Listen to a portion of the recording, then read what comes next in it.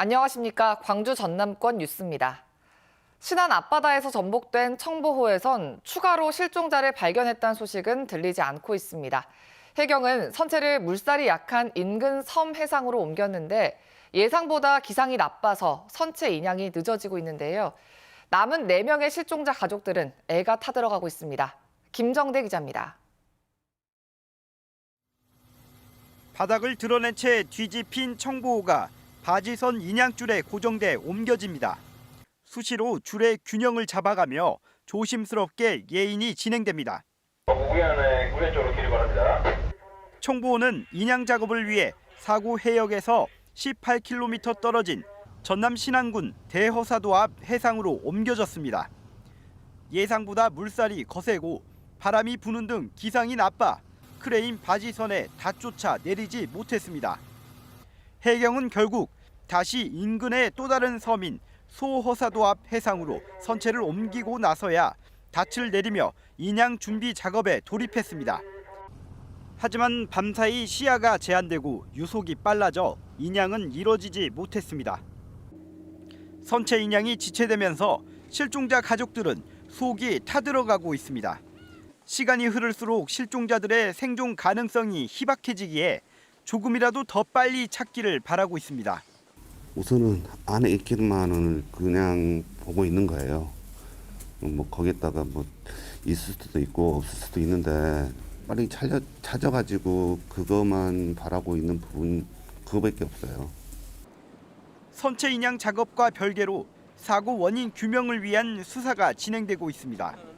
해경은 출발 때부터 배가 기울었다는 생존 선원의 진술과 청보호 바닥과 측면에 눈에 보이는 파공, 즉 구멍이 발견되지 않은 만큼 선체 내부의 결함까지 다양한 가능성을 열어두고 수사 대상을 확대하고 있습니다. 이에 따라 전남 영암의 선박 건조 업체에 대해서도 건조 절차 등을 제대로 준수했는지 조사할 방침입니다. KBS 뉴스 김정대입니다. 광주 전남 경찰 직장협의회는 상반기 총경 인사에 대한 입장문을 내고 경찰국 신설을 반대했던 총경들이 복수 직급제 도입에 따른 경정급 직무에 대부분 배치됐다고 지적했습니다. 또 지난해 경찰국 반대 총경회의 참석자 54명 가운데 45명이 좌천됐고 검경 수사권 조정에 의견을 낸 총경도 예외가 아니었다며 상식이 무너진 인사 참사라고 지적했습니다. 이어 이번 인사 기준을 투명하게 공개하고 복수 직급제 취지를 살려 능력과 자질을 종합적으로 판단한 인사를 하라고 촉구했습니다. 광주에 있는 군공항을 이전하자는 논의가 속도를 내고 있습니다. 특히 거센 반대에 부딪혀 수년 동안 열지도 못했던 주민설명회가 영광과 한평에서 잇따라 열렸는데요. 먼저 양창희 기자가 설명회 현장에 다녀왔습니다. 광주시와 국방부가 군공항 이전 설명회를 처음 계획한 건 2017년. 하지만 지역 주민들의 반대로 5년 넘게 한 번도 못 열었습니다. 국방부가 우편으로 보낸 설명 자료를 자치단체가 반송하는 일도 있었습니다. 그러나 최근 들어 분위기가 달라지고 있습니다. 지난해 11월 한평에서 처음으로 주민설명회가 개최된 데 이어 어제와 오늘 각각 영광과 한평에서 잇따라 설명회가 열리게 된 겁니다. 이번 설명회는 지역단체의 요청으로 마련됐습니다. 우리 영광 사람들이 이것에 대해서 잘 모르고 있습니다. 인식을 아직 못하고 있습니다. 어떤 피해를 보고 직격적인 타격을 오는지. 국방부와 광주시는 완충지대를 확보해 소음 피해를 줄이겠다는 계획과 직간접적 지원 방안 등을 설명했습니다. 일부 주민들은 유력 후보지로 거론되는 한평에 군공항이 들어서면 인접지인 영광도 피해를 볼 거라며 우려했습니다. 동일하게 피해가 예상되는 우리 영광군 축산 농가를 위해서 그 피해를 줄이기 위한 대안은 어떠한 대안들을 가지고 계신지. 국방부는 군공항 이전에 대한 자치단체들의 의견과 이전 비용 추계 결과 등을 고려해 예비 이전 후보지를 선정할 계획입니다. 가장 적정하다고 생각하는 지역에 국방부가 공식적으로 문서 요청을 하고 의견을 물어봐서 오늘 한평군 대동면 사무소에서 열리는 설명회에서는 민간단체인 광주군공항 한평군 유치위원회의 출범식도 함께 개최될 예정입니다. KBS 뉴스 양창입니다. 광주 군공항 이전은 막대한 비용이 드는 사업인 만큼 국가의 지원 없이는 진행이 어렵습니다. 그래서 군공항 이전 비용을 국가에서 지원하도록 하는 특별법이 발의됐는데 이번 달 통과가 추진되고 있습니다. 계속해서 특별법 내용과 쟁점을 박지성 기자가 정리했습니다. 광주 군공항 이전 특별법이 발의된 후 처음으로 정부와 여야가 함께 만난 자리. 광주와 대구의 군공항 특별법을 최대한 빠르게 동시 통과시키기로 뜻을 모았습니다. 특별법의 법 조문도 함께 군공항 이전이 추진되고 있는 대구와 차이가 없어야 한다는 데 공감대를 이루었습니다. 군공항 이전에 관한 조건들은 법에 모두 같아야 한다. 그리고 빠른 시간 안에 같이 통과를 위해서 최대한 노력한다고. 합의된 내용의 핵심은 기존 군공항 부지를 개발한 비용으로 새로운 군공항을 짓는 방식으로 하되 부족한 금액은 국가가 부담할 수 있다는 겁니다. 최소 6조 원이 넘을 것으로 예상되는 이전 비용을 마련할 수 있는 현실적인 해법입니다. 정부도 이런 내용에 반대하지 않겠다는 뜻을 밝히면서 이전 지역 선정에도 속도가 붙는 분위기입니다. 국가 지원 근거가 담긴 특별법 제정과 통과가 가시화되면서 이전 지역이 나타나고 있습니다. 하지만 기존 특별법에 들어있던 이전 지역의 기반시설 조성과 종전부지 개발에 대한 지원 내용 등은 포함되지 않을 가능성이 큽니다. 앞서 만들어진 부산 신공항 특별법과의 형평성 논란을 최소화해 우선 법안을 통과시키겠다는 전략입니다. 가덕도 신공항법에는 어떤 지원과 혜택의 조항들이 들어가 있지는 않습니다. 부처에서도 난색을 표하고 있는 면이 있고요. 추가로 법이 또 개정되면서 그런 것들이 들어갈 수는 있겠지만 여야는 특별법을 이번 달 임시회에 올리는 것을 목표로 실무 협의를 이어갈 계획입니다. KBS 뉴스 박지성입니다. 전라남도가 미래의 농업 경쟁력 강화와 농업의 고부가 가치 창출을 위해 인공지능 첨단 농산업 융복합지구 조성을 중앙정부에 제안할 방침이라고 밝혔습니다.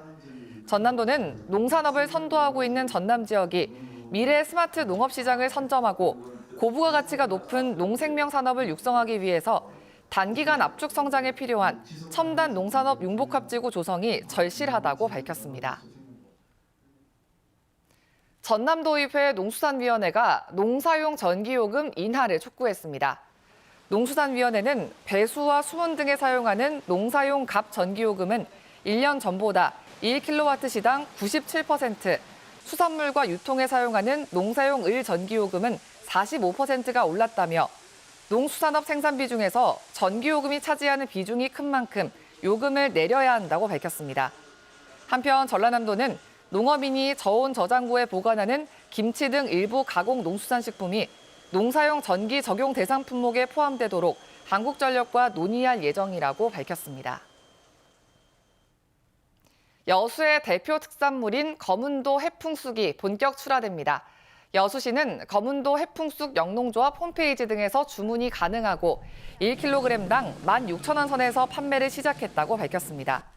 지리적 표시로 등록된 검은도 해풍쑥은 청정 지역에서 해풍을 맞고 자라 각종 미네랄이 풍부하고 쑥향이 진하고 부드러운 것이 특징입니다. 광양시가 제철소 설비 확장 부지로 묶여있는 광양국가산단 동호안 부지에 신산업을 육성할 수 있도록 제도 개선을 요구하고 나섰습니다. 광양시는 1989년 개발 승인 이후 현재 95만 평이 미개발 상태지만 법령상 제철 관련 업종만 들어올 수 있는 상태라며 지난해부터 관련 법령 개정을 수차례 건의했다고 밝혔습니다. 동호안 부지에 대한 제도 개선이 이루어지면 2차 전지 소재와 수소 관련 산업을 유치한다는 게 광양시의 계획입니다. 이정선 광주시 교육감이 올해의 교육 목표를 다양성을 품은 실력 교육으로 내세웠습니다. 이정선 교육감은 어제 기자회견을 열고 초등학교에는 기초학력 전담교사 68명을 배치하고 일반고에는 스터디룸을 설치하는 한편 일반고 49곳에 대입 전문 디렉터를 배치해 실력 교육에 힘쓰겠다고 말했습니다. 또 현장 체험학습비와 수학여행비 지원을 확대하고 모든 초등학교 1학년들에게는 방과 후 학교 무상교육을 실시하겠다고 밝혔습니다. 한편 이 교육감은 고교동창 감사관 채용과 교육공무원법 위반 등 잇따른 인사 논란에 대해 법령을 위반하지 않았다는 입장을 밝혔습니다. 한국노총 광주지역본부가 광주시의 산하기관 통폐합 추진 대상에서 상생 일자리 재단을 제외할 것을 촉구했습니다. 한국노총은 어제 기자회견을 열고 재단과 경제고용진흥원의 통합안은 광주형 일자리 자체에 대한 훼손이자 사회적 합의 파기라며 재단의 의미를 무시하는 기능적 통합을 해서는 안 된다고 주장했습니다. 광주시는 산하 32개 기관에 대한 조직 진단을 거쳐 오는 4월 통폐합 등을 추진할 예정입니다.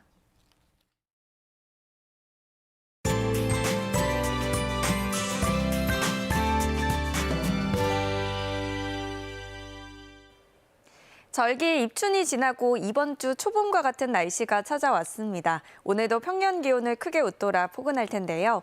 다만 날이 포근해지니 초미세먼지가 기승입니다. 광주 전남 지역은 오늘도 나쁨 단계 예상되는 만큼 호흡기 관리 잘하셔야겠습니다.